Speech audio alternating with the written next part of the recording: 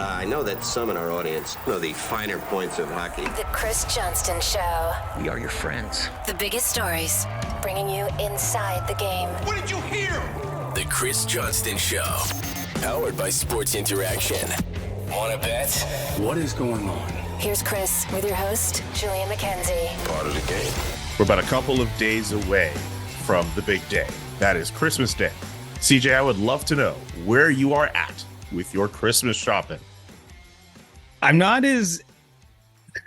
I've still got some to do. You know, I've... And loyal listeners of the show will know I was trying to be better this year. I actually have been better for sure, because it's not like I have it all to do. But, you know, we're down to the brass tacks, trying to take care of the last few work, assignments before Christmas time, getting ready for some social events and this and that. And I've got to cram in some Christmas shopping. So it's not as bad as I have been, but I'm in full honesty and transparency. I've let it slide a little bit again, which just, it wouldn't be a year without me having to scramble on like the 23rd. Oh man. I guess as someone who is going to fly back home, I can't, and it only has like a limited window with people. Like I can't afford to like be in too many brick and mortar stores, waiting in line, trying to get gifts. I've sort of risked it, just like ordering everything online and hoping things get in on time, which is technically on top of things, but also like maybe some stuff might not come in by the 23rd. Like that comes with its own perils as well. I'm very antsy this year. I'm trying to be on top of stuff, but there's a risk that comes with it. I've always needed a deadline, man. Like just for anything in my life. Like I was a pretty good student, in my university or high school days, but I still would. I'm finishing the essay the last night and sometimes the morning it's due. I would always hit the deadlines, but I usually needed them. Even when I moved to Toronto, when I moved here for university, I literally packed the morning that my parents were driving me in garbage bags. Like what? Yes, like that's a real thing. My mom was not too pleased with me at the time, but I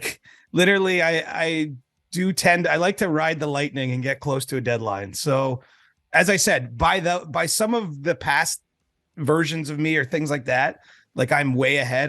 Not only I've purchased some gifts, some of them are already wrapped. So like I am way ahead of previous year's CJs, but I'm still feeling the pinch. Like I wake up today, it's Monday. My motivation right now, like I got to be honest, like my brain is everywhere. Like, it's hard because I'm not on full vacation mode yet. I'm sure you're not. I still have some stories to write. We've got another pod this week, insider trading for TSN tomorrow. Like there's still some work on my plate, but like I'm not. Yeah, I'm a bit of a scatterbrain this morning. And yeah, I still have some. If you have any good Christmas ideas, throw them in the group chat. I'm probably gonna get desperate at some point. Also throw them in the comment section. Let us know how you are doing with your Christmas shopping. You mentioned episodes this week. This is going to be a bit of a weird time for the show because we're doing a show on Monday, and that's probably going to be like the last regular show we're going to have for a bit because we're going to have a show on Wednesday, or at least we're going to record on Wednesday. And then next week it's Wednesday, Friday, as opposed to Monday, Thursday, just to account for holiday stuff and whatnot. So yeah, just as a heads up, Monday, Wednesday this week, and then Wednesday, Friday next week. December 21st, 28th, and 30th, right? Yes. Yes. Yeah. Ish. Might not like drop on that exact day, but more or less around. That's the rough schedule of events. More or less, yeah. We're figuring some stuff out, but at least for us, we're trying to account for that. At least if it ends up working out as a regular schedule thing, I guess we could disregard it. But yeah, we know for us, we're trying to figure stuff out. You know who else is trying to figure stuff out? The Calgary Flames, who won yesterday against the San Jose Sharks. But Daryl Sutter let everyone know his goal is to be in a playoff spot by Christmas time. I remember at the beginning of the year seeing projections, seeing expectations, hearing people talk about the Flames, and a lot of people thought of them as this like contending team. I think at the Athletic, in terms of their projections, they have them as like number 2, and the only other team that their model, our in-house model, projected to be better than is the Toronto Maple Leafs. And I know that comes with its own set of jokes and comments, but the Leafs are also generally a good team. But the Flames were also projected to be very good.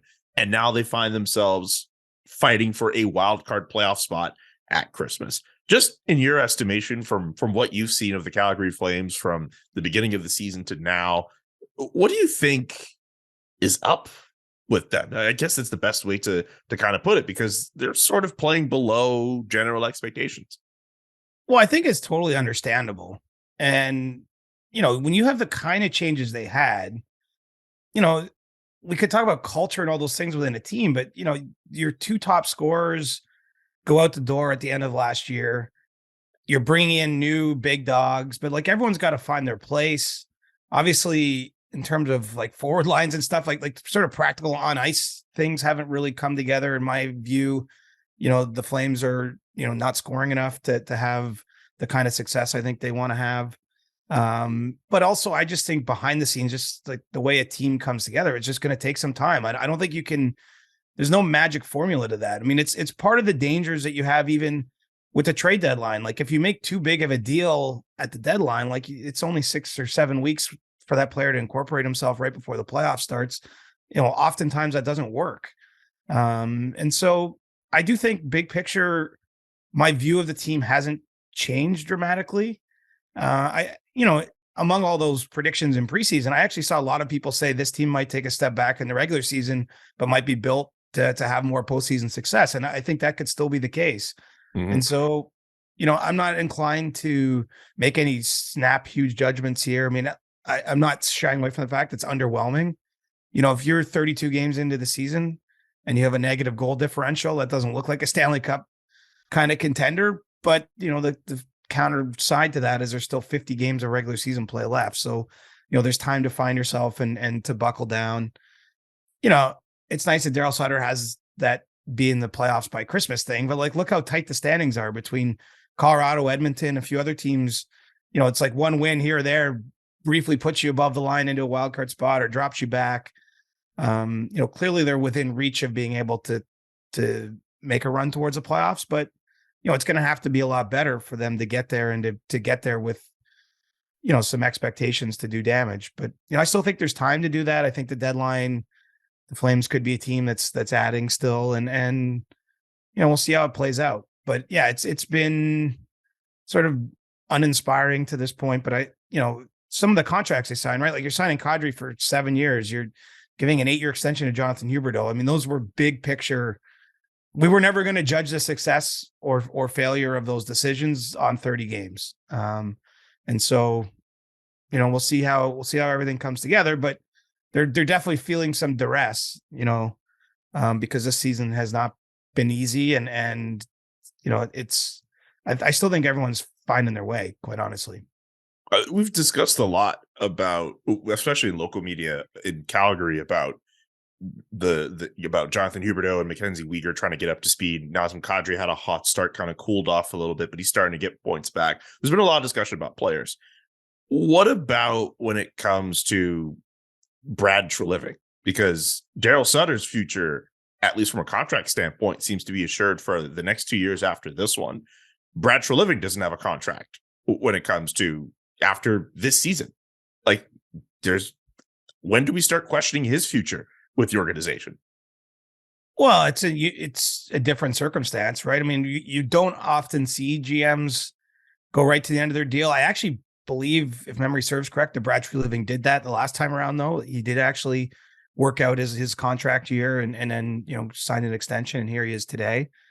I think it's a fair question. I don't have any reason to believe he's going to be fired, but who knows? Maybe he chooses to walk out the door. I don't know how that's all going to play down. I've kind of have the same view of Kyle Dubas in Toronto. I've said, at the start of the year when that was a big talking point, I'm like, there's two sides to every contract. Is that, the Leafs might be wanting to see how the season plays out before extending him. I mean, he might want to test his options if he's got to go through this. I mean, we'll see how it goes, but it's definitely notable because Brad Treliving made big decisions too, based on the Flames. I mean, he kind of set in stone, the big picture future of where the organization's going to head. I mean, if someone else comes in and runs the team starting next season, obviously they can tinker around the margins, but there's some pretty big contracts to important players on the team now on the books.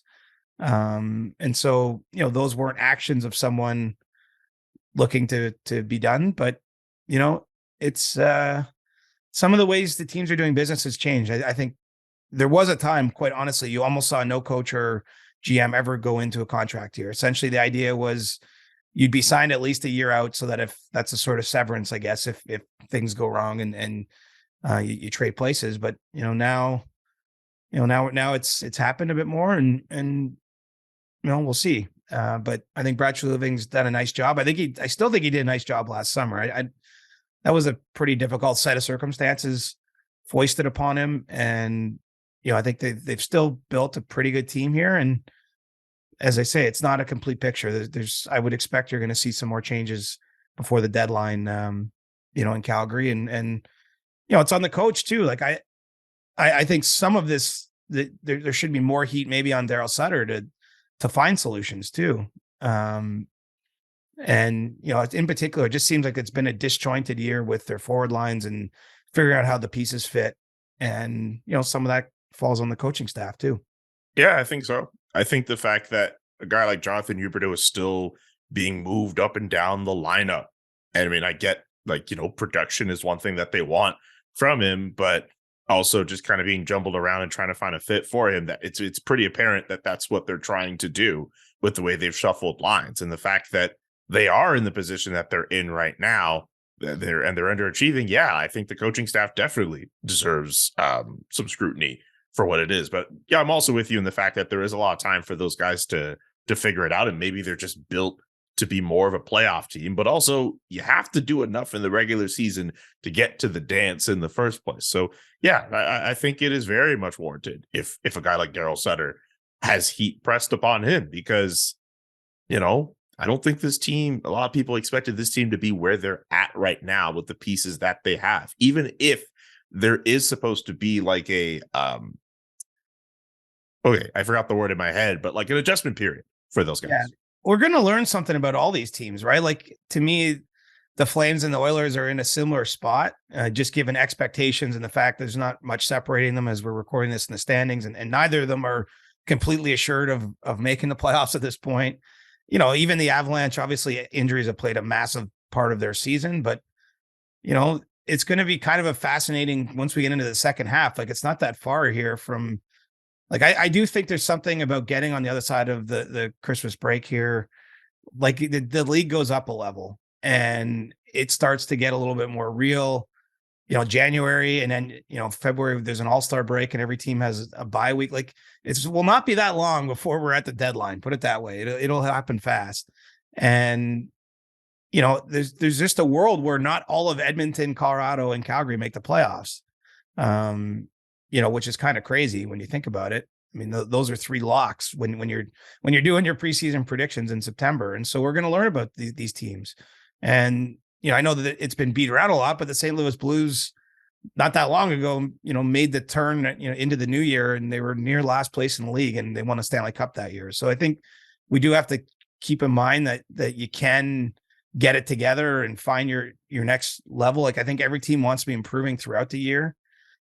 Because if not, things can get stale and, you can lose some of that momentum. But, I think there's got to be some urgency for the Flames. And, maybe that's part of what Daryl Sutter is trying to instill by saying, get into a playoff spot by Christmas time. Like, let's approach these last couple games before the break with some real focus, because it's gets late early in this league. By the way, before we bring on David Bastel for You Can Bet That, because I'm petty, I'm just going to mention the playoff thing we were discussing the last episode that Gary Bettman doesn't like. You mentioned Edmonton, Colorado, and Calgary fighting for a playoff spot on the wild card. You mean to tell me none of y'all want to watch a potential play-in round with either of those teams play against each other? None of you guys care about that? I just want that said. I'm with people who don't like the idea of having 2 extra regular season games that don't matter. But if y'all don't care about a play-in game that could have the potential of having those teams in there, I don't want to talk to you. Right. It's funny about that 84 game schedule, right? Because I understand why. First of all, it does help just by that numbers thing. You can have a kind of cleaner schedule matrix, like it's about, which teams you play when. But no one really wants to see 2 more regular season games. Like truly, like I get, and from a player standpoint, I'm sure it's going to be more HRR, more money for player contracts, fewer days to practice. Let's call that part of it too. I'm sure if you're thinking of, I can't put myself in the shoes of an NHL player, but I do know when I was playing hockey a lot as a kid, I liked the games a lot more than the practices. And I imagine that's probably the case for a lot of NHL players still. So I could see why the temptation is there, but if we're adding games, let's add the play-in games versus 2 more Tuesday nights against bland opponent. Why? You know what I mean? Exactly. I know exactly what you mean. All right. Time for You Can Bet That with David Bastel.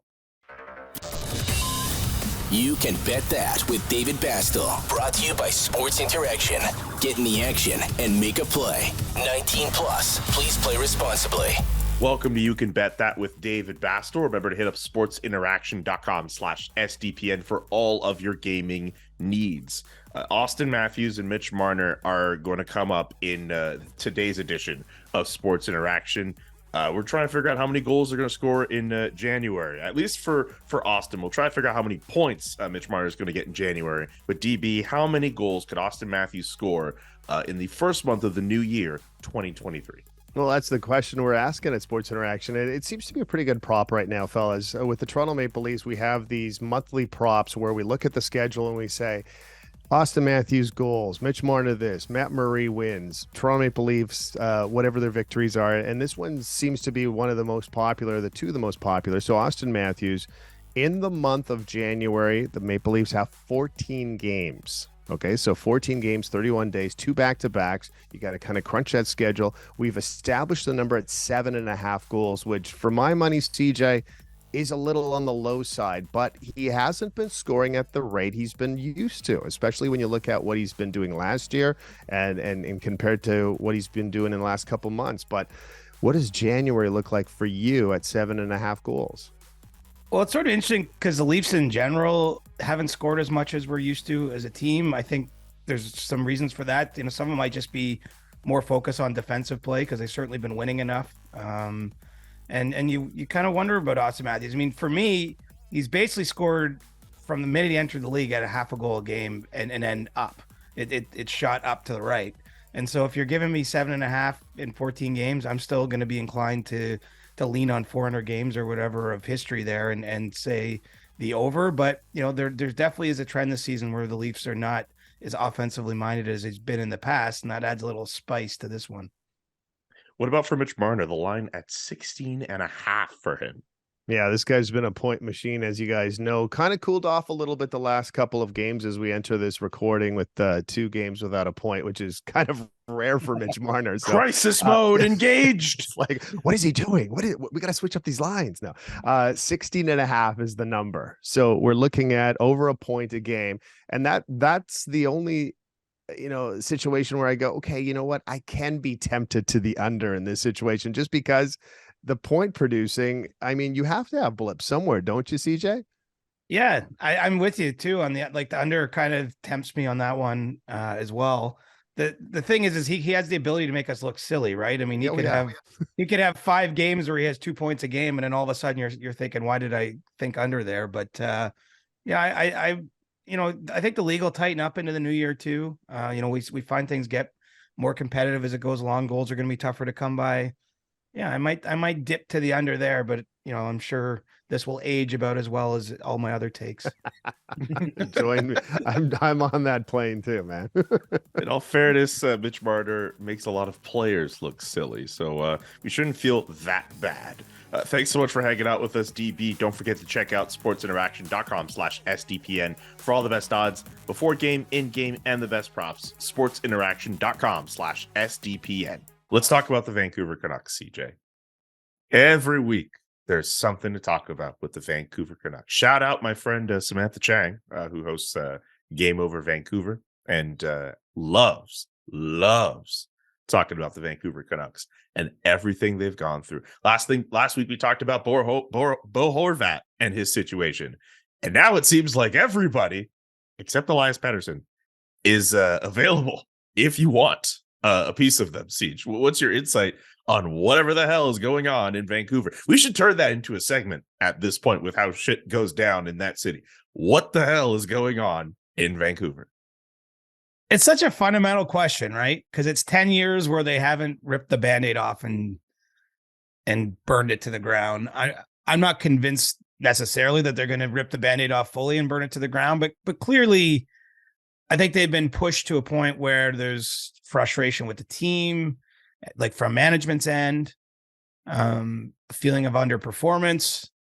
Now there's some contractual situations that enter into the fray, you know, like Bo Horvat, you're forced to make a decision one way or the other because he's a pending unrestricted free agent. And occasionally teams let someone with his sort of quality walk out the door for nothing, but more often than not, you're in a spot. If you have a player that good, he's your captain, who's been productive this year, you're either signing him or trading him come March 3rd. You know, then you have the Brock Betzer situation where I think everybody agrees that in terms of management and his agents and him, that it's time for a fresh start. I don't want to call it a mess, but it's kind of a mess, right? They're just stuck in the middle, but they've been perpetually stuck in the middle. And so the frustration grows. I think there are tons of parallels, and this is not to make everything about Toronto, but there are tons of parallels from where the Leafs were to the point where Brendan Shanahan came in. Because if you look back through the sort of Brian Burke era, and then Dave Nonis, briefly succeeded him for a couple of years after, they were always kind of going for it, but they never had a team that was good enough to go for it. They didn't make the playoffs, except for the 1 year, the lockout shortened 2012-13 season. And you looked at the cupboard and you're like, they don't have the good enough prospects. They have some good players, but not enough to win anything. I think that's sort of where the Canucks are. The Canucks probably actually have some better players in that Leafs team. I haven't looked at it. I'm going off the top of my head more. But certainly like Elias Pettersson's having a great year. I mean, it's sort of lost in everything that's going on there, but he's on pace for his best year by the numbers. And so that's a positive, but yeah, I mean, I think they have to consider larger scale changes and they're going to do it. And the question is, are they going to pull the trigger? Right? Like, I'm still kind of confused. Like JT Miller's name was so prominently mentioned last summer in trade rumors, and then they pivoted and signed him, so we're now talking about more trade rumors, but are they actually going to trade these guys or, like that's the question. And so it's definitely an important topic, like league wide, like, cause they have some players that if they were traded, we could talk about some big trades, but I don't know if they're going to be able to pull those moves off or not. And it's almost like fool me once, fool me twice. Like, is this actually going to happen? Is this speculation going to have an endpoint? I mean, I would have to think they're going to trade a few guys away at this deadline, but I don't know, man. It's a strange spot. I just think I literally think they're caught in the middle. They're not bad enough. They're not good enough. They don't have a clear enough plan. I think they have to, I really think that, and I know the Leafs haven't gotten anywhere in terms of winning Stanley Cups or anything, but they sort of recalibrated and they've definitely climbed to a greater height than where they were at for about 10 years, lost in the desert. And I feel like the Canucks are still lost in the desert. What's a better segment? What the hell is wrong with the Canucks, or we make everything about the Leafs? I know. And then you mix it. But honestly, this is that, like, if you look back and like I lived through that time as a reporter, the parallels are there. Like that's not like a stretch. Because like the Leafs weren't awful. Like they had Nazem Kadri and they had Joffrey Lupul when he was healthy. He had point per game season. They had Phil Kessel. Like they had players. Like it wasn't like they were bereft of talent, but they didn't have a coherent plan, and they were sort of always just finishing 5 points out of the playoffs and not drafting high enough. And you get in a cycle like that. And I get that it's hard and there's no guarantees like that. The league is really disincentivized pure tanking with the way that the draft lottery works now. Like there's risk that you have a season where you win like 15 games and still draft fourth and just get, a guy that maybe doesn't make, doesn't really change the program around. But I think the Canucks have to try because they just have locked themselves into so many long, big money deals. You look back on that series of trades Jim Benning made to, bring in Oliver Ekman-Larsson with a lot of money and a lot of years left. And just is not, and he can't be an impactful enough player at his age. Like, it's just the wrong deal to make if you're thinking big picture, which they should have been at the time. And this isn't the benefit of hindsight either. Like, a lot of people, including myself, were saying that at the time. Like, it was a head scratcher in the moment.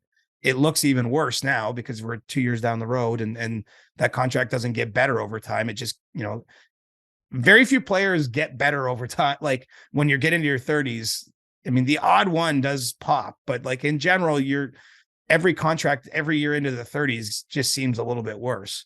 And so, yeah, I don't know. I'm hesitant to say they're definitely going to blow this up because right now all we have is this idea that all the players are being shopped or they're being listened to, that they're gauging the marketplace.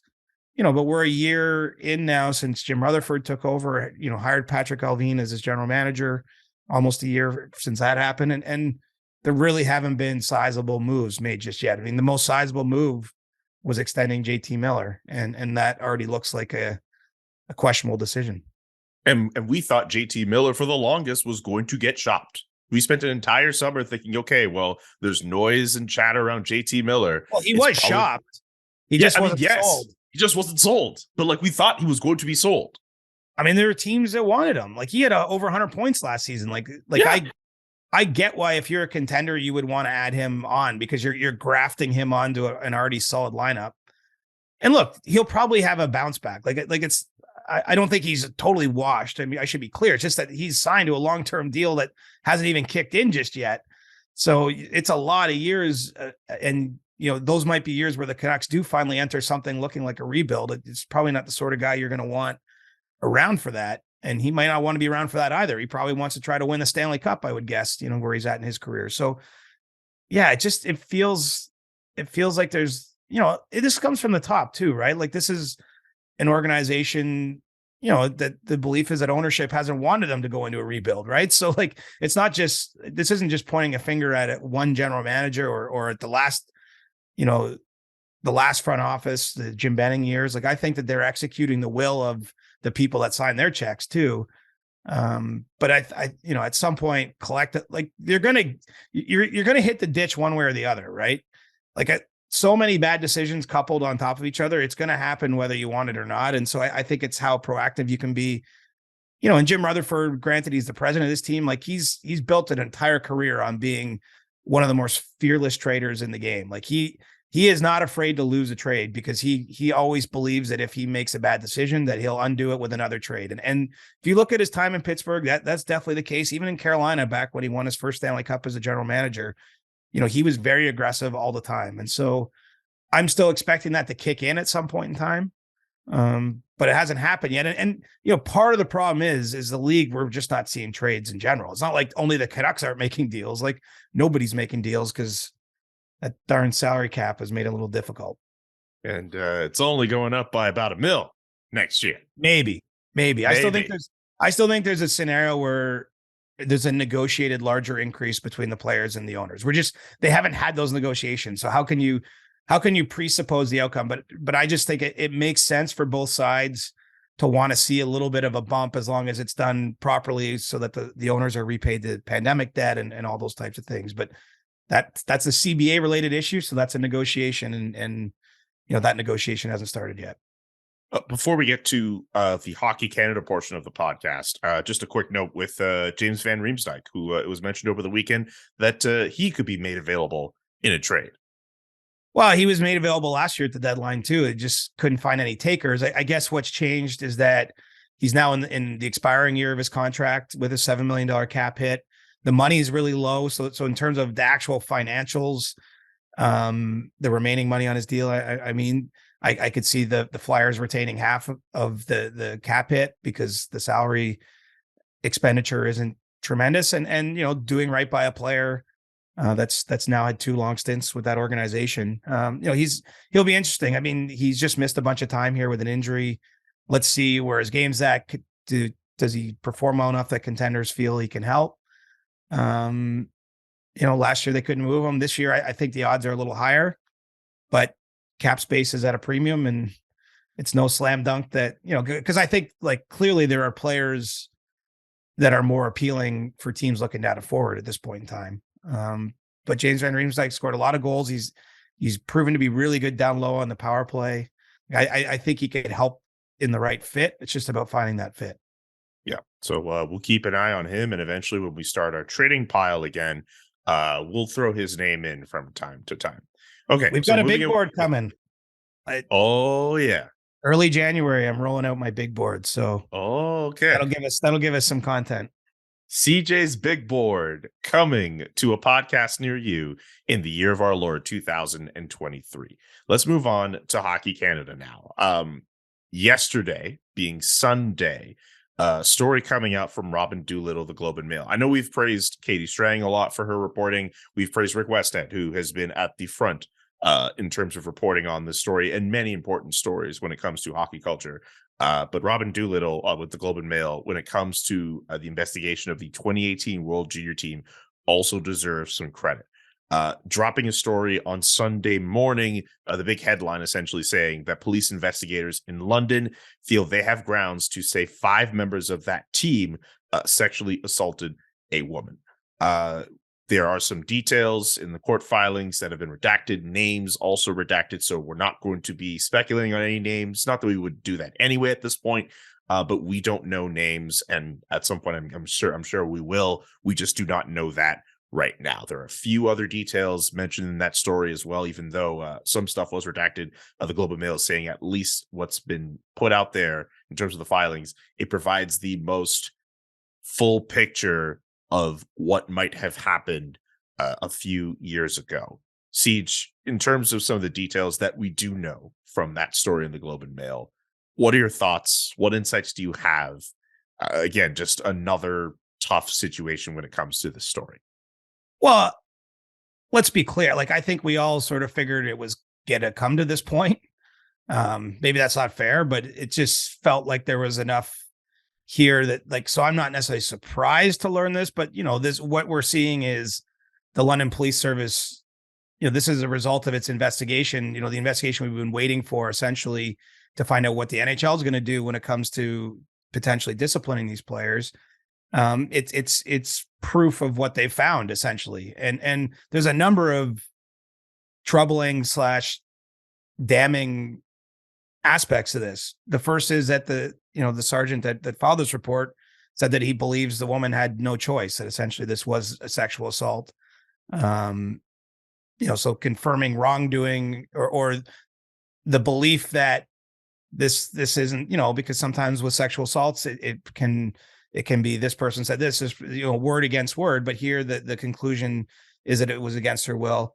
The second big issue for me, the player identified as player number 1, sort of the primary person that was first with the woman at the bar and is alleged to have invited his teammates into the hotel room later on, that he was warned the next day by Hockey Canada that this complaint had been filed and ended up, going to the alleged victim and sending her messages, because that contradicts a lot of what was said in the Canadian House of Commons, right? Where Hockey Canada officials said that they didn't know who the players were. There was a lot more vague about the details. Well, this paints a different picture. The third thing that stands out, and there's a lot, I'm sure I'm going to miss something, but there's a lot of stuff in that story. And honestly, like I didn't even really go through any of the finer details. I get it. Like there's a lot in that story. No, but I'm just saying, like, this isn't a comprehensive list of all the things wrong, but these are what my takeaways were. Absolutely. There was someone who went by the initials MM that worked for Hockey Canada or worked in some capacity with the World Junior Team, was said to be well dressed and was kind of encouraging, again, the woman, at least that's the allegation here, to leave with the player or what have you. And so it goes on and on from there. But essentially what you have here is this idea that the organization, or some within the organization of Hockey Canada, played a role, at least this one gentleman, in kind of getting it to the point where something could happen, that the player was notified by Hockey Canada that something had happened, and he was trying to influence it from the back end. I mean, the whole thing, again, I can't say that I'm surprised to learn this, because it sort of seemed like it was heading in this direction, but I guess this is the most black and white account, we've started to see of it. And I suspect there'll be more, right? I mean, this was filed, I believe, October 17th. So this isn't even the most up-to-date information on the case. It's just, the documents that Robin Doolittle from the Globe and Mail was able to get her hands on. So, yeah, I mean, it's not a whole lot has changed in terms of any information I have. What we talked about last week is that the NHL had received some new information and was, doing some sort of secondary work on its investigation. The London Police Service case is still ongoing, but this is we're starting to see some of the details leak out. And I think the timing, while coincidental, is interesting because we've just seen a new board put in place for Hockey Canada, right? The previous board, the previous senior leadership teams have all been removed from one way or another from that organization. And so it'll be interesting to see how the new board proceeds forward with some of this information. And I'm sure much more once that investigation's wrapped up. Any insight on those new members, by the way? I don't have big takeaways there. I mean, it's clear that there was a rigorous process put in place. They wanted, the correct representation of male and females, those with some direct connection to hockey, those with maybe, more business related reasons to be on a board, which is, typically how boards are formed, right? It's not to say everyone on a board of any particular company is an expert in that line of work. It's more, maybe you can bring a legal background, you can bring different perspective. And that's really, probably a failing of the previous Hockey Canada board. It was just a lot of people that had come up through the hockey system and maybe, had some blind spots as a result of that. But I don't have any high level takeaways. Obviously I know Cassie Campbell a little bit from over the years through my work. A lot of the other people though have come from the business world that I don't know. But it's a 1-year term for that board too. I mean, this is meant to help move the organization forward. And so I think there's going to be a lot of eyeballs on how they choose to do that. Cause admittedly it's a very difficult job for whoever was going to fill those board spots. Given the state of the organization right now. Absolutely. And as always, we're going to continue to follow whatever the next chapter of this Hockey Canada story leads us to as we get more details going forward. So we go from Hockey Canada to our final segment of the Monday edition of the CJ Show, which is Ask CJ, where we take in questions from viewers, listeners, everyone hanging around on the Discord as well. This is the last Ask CJ before Christmas, actually. So I've even got an Ask Julian today. Oh my goodness! When do we want to get to the Ask Julian? Do we want to get that off top, or do the we? top? Yeah, there Let's was do a it. question from Insider J Money. He wanted to know about your experience on Game Over Calgary. Yes, which I understand you made an appearance on recently. yes. So Insider J Money is asking that question because of the fact that near the end of the episode that went down on Sunday with myself and Naughty James, Audie, great dude, by the way, love doing the show with him. Insider J Money went in the comments and asked, like, what's your favorite like soccer goal of all time? Because he knows I'm like a soccer fan. He's like, why is it the Kun Aguero goal for Man City that won them the title? And then I proceeded to say that Insider J Money should F off 3 times. Oh, so you guys had a little scrape. He tried to push me, I guess. I don't know. That's just what it was. I think that's why he's asking about that. Okay. Well, I didn't know. I just got a message from him, and I'm, he's one of our most loyal listeners, so I'm not going to ignore those messages. No, you shouldn't ignore those messages. And we genuinely appreciate the support that he does provide. But I was very annoyed at that question. I'm not afraid to mention that. That is, like, I'm sure you have moments in your sporting fan life where you look at and you're like, oh my God, this happened to my favorite team. I hate this moment. That's it for me. That moment is it for me. Like, it trumps everything else. I got you. I mean, sports fandom is irrational by its definition. 100%. We're cheering for laundry. We are cheering for laundry. With some rotating cast of different humans under the laundry. And of course, we do come to love certain players, but then those players move to a different team, and then you're not supposed to love them as much anymore. So it's an insane pursuit, but I love it. It's given me my life. And so here we are. It's given me my life too. I forget, are you or pro or against wearing a jersey of a player at your age? I'm against it. Yes, you're against it. Well, That's what it was. I should say I wouldn't do it. I mean, I'm not offended if I see a similarly aged person walking down the street in a jersey. I mean, like, that's your choice. But I can't remember the last time I put on a jersey. I have a Cowboys Tony Romo jersey, but like, obviously that's from when Tony Romo played for the team. So I guess probably 10 years ago I was wearing that. I haven't had an NHL jersey since I was a kid, you know, for kind of obvious reasons. Yes. You know, and like, I'm a big Blue Jays fan, but I've never owned a baseball jersey. Like, I just wear hats and stuff. So yeah, I'm not a big jersey wearer. Yeah, I like jerseys, but the only hockey jerseys I have are an orange Syracuse Crunch jersey and the blue SDPN jersey, which I think is second edition. I don't even have like a first edition of that sweater. That's when I last wore a jersey, though, is when we announced this podcast in the basement and they gave it to me.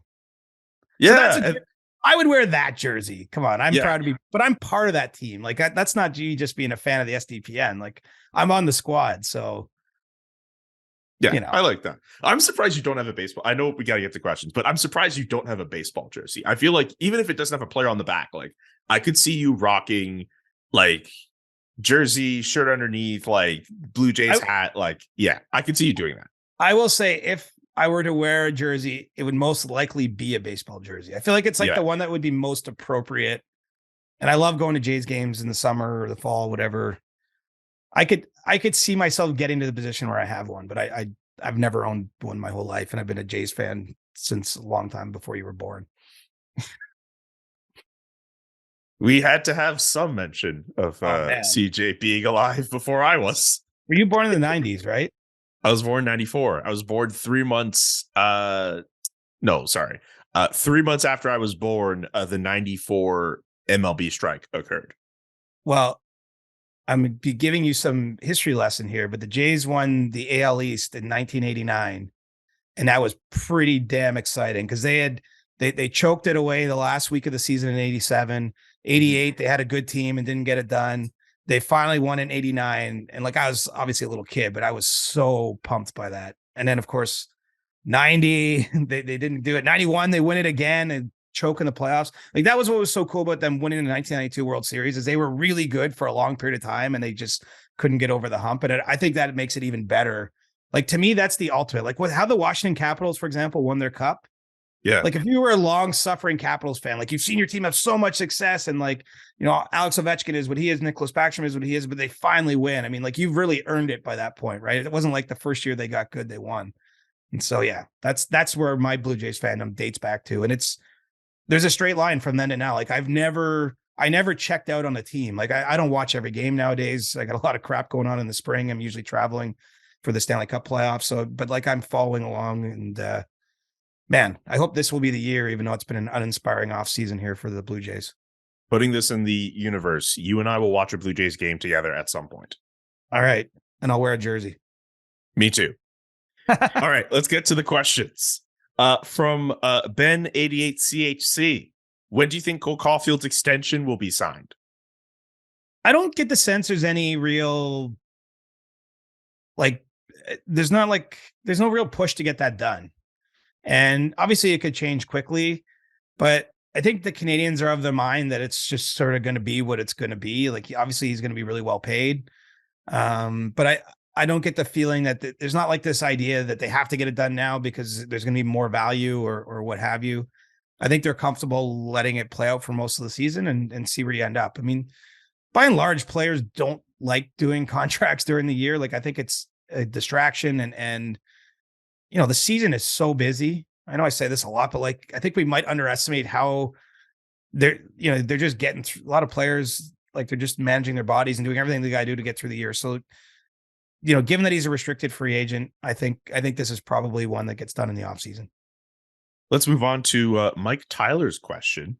Do you think there is any appetite to host an NHL regular season game or preseason game in the United Kingdom? Asking for a meet. There's definitely an appetite. You know, the league's done it before at the O2 Arena in London. The Anaheim Ducks were there. They actually went the year after they won their Stanley Cup, I believe. And, you know, London's such an appealing market to all the sports, right? We see the NFL have games there every week. It feels like during the season. I wouldn't be surprised to see the league back there at some point in time. I don't know where they're going with next year's European games, but I do know they're going to have them, and they're going to be in different locations than where there were games this year. There was a series of games played in Bern, Prague, and Tampere, Finland. Mhm. And so, you know, there's only so many cities that have an arena that could host an NHL game just in terms of capacity in Europe. And so I wouldn't be surprised if at some point here in the future we saw the NHL go back to the UK. Jonathan Zygmunt asks, where would you like to see Connor Bedard go? Anaheim would be fun, objectively speaking. Columbus needs the true homegrown superstar as well. Where would you like to see Connor Bedard go? I would anywhere that hasn't had a series of number one picks over the years, right? And so when you look at the teams towards the bottom of the standings, like Anaheim and Columbus both fit that bill. Anaheim's had lousy, Anaheim was good for a long period of time before their recent step back as an organization, but they haven't won a draft lottery. Columbus, unless I'm forgetting something, same thing. So I'd like to see him go somewhere where they haven't been gifted that type of player in the past. And obviously it's a lottery. Anything can happen. You know, I'm not cheering for him to be in any particular market, but, you know, it'd be kind of cool if he's in Vancouver just because he's a Vancouver kid. I don't know if that would be too much pressure. You know, he's a Canucks fan. I don't know but something like that would be kind of neat if that happened. But as I say, just don't give it to a team that's already had lots of number one overall picks. I like to see the idea is that it's spread around. And so there's a few teams towards the bottom of the standings that haven't won those number one overall picks. So let's see who gets them. From Alt Jeans TV, your favorite restaurant in Coburg, and the rest of the tweet says, "I'm gonna have to go with Golden Chopsticks or Yorkies. One has great Japanese Korean, other is my go-to barbecue joint." Are you familiar with either of those places? Oh yeah, I mean, if you're from Coburg, you know every restaurant that's there. I mean, it's hard because some have go in and out of business, but yes. You know, I had a nice meal at Cucina Urbina, which is an Italian place down near the Coburg Beach. I guess in October, I had an old friend in town and went out to dinner with him and his wife there. That place was great. I've only been once, so I don't know if I can call that my favorite, but it was really good. They have this fancy restaurant called Boston Pizza that I've been to a bunch. Brad, the Treliving family knows all about Boston Pizza. But the truth is most of the time I'm there, Coburg Papa just makes food. So we don't usually, I don't eat out a whole lot in Coburg. There's a cool, what's the diner called? I'm just drawing there's a nice diner downtown that I guess sometimes we would go for a lunch or something, like a brunch kind of thing. Man, I'm gonna have to give in my Coburg card. I can't even think of. No. I didn't pre-look at these questions ahead of time, so then I didn't prepare. The Buttermilk Cafe. If you're looking for a good lunch or eggs and whatever, I like the Buttermilk Cafe too. Also, it is true. CJ does not look at these questions beforehand. By the way, for people who ever wondered if that's the case when we answer these questions, I think it's better to get my real answer, right? I think it is too. But I mean, the problem is every once in a while you ask me a really specific CBA question and I don't know the answer. I could probably better serve the audience if I think about stuff like that. But for the most part, I just want you to see my honest reaction as though you were asking me the question in real life. Absolutely. And I'm totally for it. This is just an opportunity for us to, peel back the curtain and let people know how the sausage gets made, which is another thing I love about the show is when we get to points like that. Anyway, from George on Discord, chili, beans or no beans? Beans. Absolutely. How is chili without beans? I didn't even know there's a version of chili that doesn't include beans. I'm not sure I've ever had chili without beans. Me neither. I don't know. Unless there is a version of it without beans that we just don't know about. I know when I worked at Wendy's in high school, I was putting beans in the chili. Hey. Tell you, man, you got to do like a book of your time at Wendy's. I'm kidding. It was a great time of my life, man. I loved it.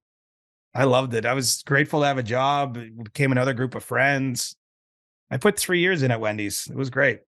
Hey, man, those 3 years, they helped shape you into who you are. Among other things. I ate probably too many half-price burgers because we got 50% off. So the temptation was high when you had a break or whatever to just go spend $3 and have a burger.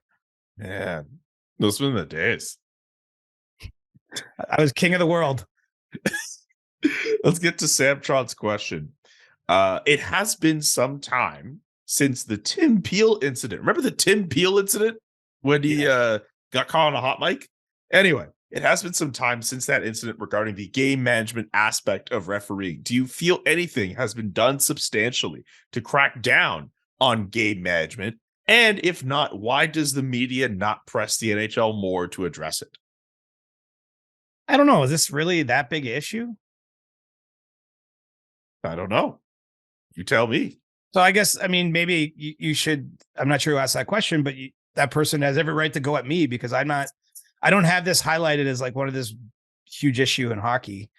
I think it would be unrealistic to think that any game that's refereed by humans or umpired by humans wouldn't have some degree of game management. I mean, the idea is you're trying to impose a set of rules that are seen through the experience of the person who's got the whistle and the striped shirt on, and you're trying to fairly adjudicate those rules. It's impossible to do it.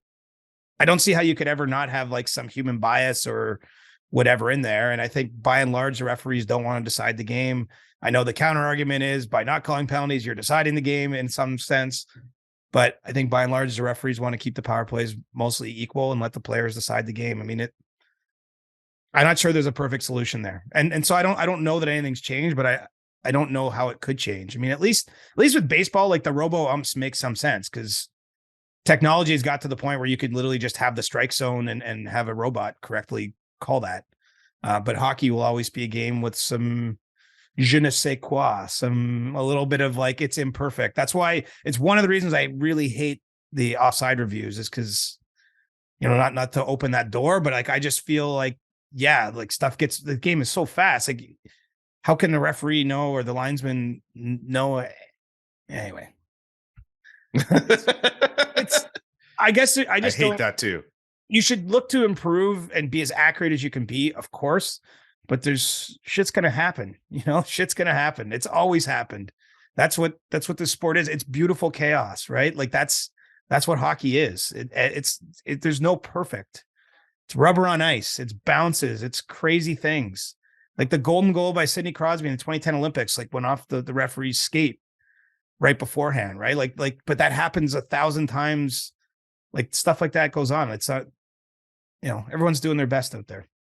I guess to Samtron's question though, to their point, like, we get that stuff is imperfect, but once your team gets, done wrong by those imperfections, that's why people get mad at referees, right? Like no one wants to hear that the game is imperfect when a puck goes off a referee's skate or something happens to disturb the play that should normally get called down, and then it affects your team in a negative way. Like I can understand why they would get angry about that. And if a referee is just going to openly say like, yeah, I'm just going to manage the game, I can understand the frustration with that because everyone wants the game to be called fairly. And even if there is going to be a sense of, different sense of how games are called from ref to ref. But I don't think referees I don't know. I give referees more benefit of the doubt maybe, but like, I don't think they're out there trying to influence the game. Honestly. I mean, I hope not. They're trying to call the rules. Yeah. And some are better at it than others, just like some podcasters are better than others, or some reporters are better than others, or some, Wendy's employees are better than others. But like, I think by and large, and this is why it's a privilege to get selected into the playoffs, like the best people on earth at adjudicating this game of chaos are doing it. But also there's still people 30 years later in Toronto that are bitching about a missed high stick call in the 1993 playoffs on, Wayne Gretzky and Doug Gilmour. Sean McIndoe, he's still pissed. Shout out Down Goes Brown. I love Down Goes Brown, but I'm just saying, like, And I'm not saying he's wrong to be like, I get that this defines sports, man. Yeah. I feel like I wasn't armed with the best way to answer that question. No, I think that was a great response to inside I'm sorry, of the Sam. debate. I'm sorry, because I've fallen short on that one, but No, I don't think you've fallen short on that at all. I think you gave a good answer. Last one from Kloblink. Quite often we hear about arenas that have bad ice, and the same locations seem to come up year after year. With how much these conditions can negatively affect the game, the risk of injury, why isn't there more of a push from NHL head office to fix ice surfaces with recurring issues? Easy answer, because most of the ones that we might class as bad ice are the busiest buildings in the league, which have, frequently where the basketball floor or the concerts are coming on and off the surface. And the NHL doesn't control that, right? The NHL doesn't have 32 buildings where it's only NHL tenants. Many of the buildings are multi-use facilities in the league. The people that own those buildings are often the owners of the same NHL teams. They're trying to drive more revenue through their doors and at the expense of the ice occasionally. So I just think the NHL only has so much control over that. They do have a chief ice maker. That's probably not the official title, but they have someone whose job it is to go work with ice crews when there is certain problems. I think they do what they can to have quality control be what it is. But I mean, if you have a building like Crypto.com Arena, isn't it? It's in LA. It was going to almost hit Staples Center. Like you got two basketball teams. I still recognize it as Staples Center. So okay. Sorry, Crypto.com. So Staples Center, you've got two basketball teams and the LA Kings there. I mean, it's just a busy ass building. Even Scotiabank Arena here in Toronto, there's tons of concerts in addition to the Raptors and the Maple Leafs. And so, yeah. And, climate and all those things play into it too. But, it's not a coincidence. Edmonton's always considered to have the best ice or up there. I mean, it's a cold weather climate in which there's not another permanent shared in tenant that isn't playing hockey. I mean, I think the WHL team plays there, but they're not putting a basketball floor down 41 times a year either. So that's that. Yeah, I know. Well, the Hitmen play also at the Saddle Dome as well, and the Wranglers too. So the ice there. Sometimes you're seeing games, guys are falling over. So and they have concerts and stuff too. So that's part of it as well. Edmonton, by the way, beautiful rink, but also you mentioned the cold climate there. No wonder everyone there is so mean. There's nothing to do with them going to games. I'm kidding. Another thing too is new buildings have better facilities to make the ice too, right? Like I'm sure I haven't asked anyone, but I would assume the Saddle Dome is one of the oldest buildings in the league. Like there's probably only so much they can do just because the technology's improved over the time with the new buildings. Yeah, absolutely. And that's going to do it for this Monday edition of the CJ Show and this week's edition of Ask CJ, the last one we're doing before Christmas. Hopefully everyone is able to enjoy Christmas, Hanukkah, Kwanzaa, whatever holiday you are able to celebrate around this time of year. We will be back on Wednesday, not Thursday, Wednesday, with a brand new episode of the CJ Show, our last one before Christmas. Maybe we do something Christmas themed. Maybe we wear Christmas hats, Santa outfits. Don't you have a Santa outfit? No. I have a Christmas hat though. Okay, I'll find a Christmas hat. I had one back home, but I didn't think I don't remember if I brought it with me to Calgary. So we'll try to be as festive as we can because we know how much we love. I know CJ loves Christmas. Yeah, I did a big run to the dollar store and got Santa hats and stuff when I saw my niece and nephew recently, and we went to a Santa Claus parade. So I've still got my hands on that stuff. Oh, all right, cool. So maybe you'll see some of it on Wednesday. For CJ, I'm Julian. So long. Peace. The Chris Johnston Show. Powered by Sports Interaction. Want to bet? Inside the game, twice a week. Follow Chris on Twitter @ReporterChris. And follow Julian McKenzie @JKMcKenzie. The Chris Johnston Show.